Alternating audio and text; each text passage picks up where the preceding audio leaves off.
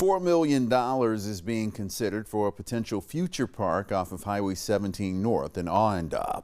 The Charleston County Parks and Recreation Commission is asking the county for rural Greenbelt funds to help purchase about 80 acres for this project. Live 5's Hannah Borkert explains how you'd be able to use the park in the future. This map shows the 90-acre park sectioned in two. About 80 acres would be funded through the county's Greenbelt program, funded through a portion of the transportation sales tax. A major component of the Greenbelt program is both passive and active recreational opportunities for all residents throughout the county. And so the Charleston County Park and Recreation Commission identified this area as an underserved area. So this property would serve as a future regional park. The other 10 acres would be more intensive and offer a community swimming pool. And the intention is that in the East County area, we are able to teach people how to swim and survive. And that is a really good goal. That is a goal that the Charleston County Parks Foundation has had for years.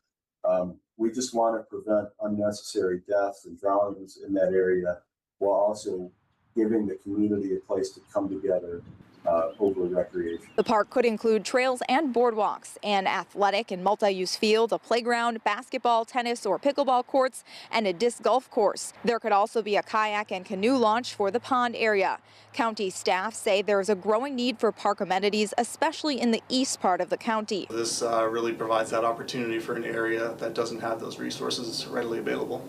The parcel is north of the Francis Marion National Forest and adjacent to the surf soccer facility, which it would share a parking lot with. We have good presence on Highway 17, and so access should be as good as it can be. Charleston County Park and Recreation Commission anticipates starting planning right away for about a year and for construction to be complete for Phase 1 with public access within 5 years. We hope to provide diverse facilities for people.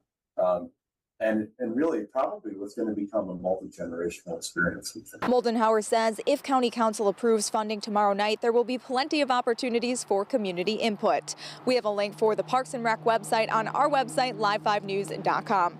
Reporting in Awendaw, Hannah Borkert, Live 5 News.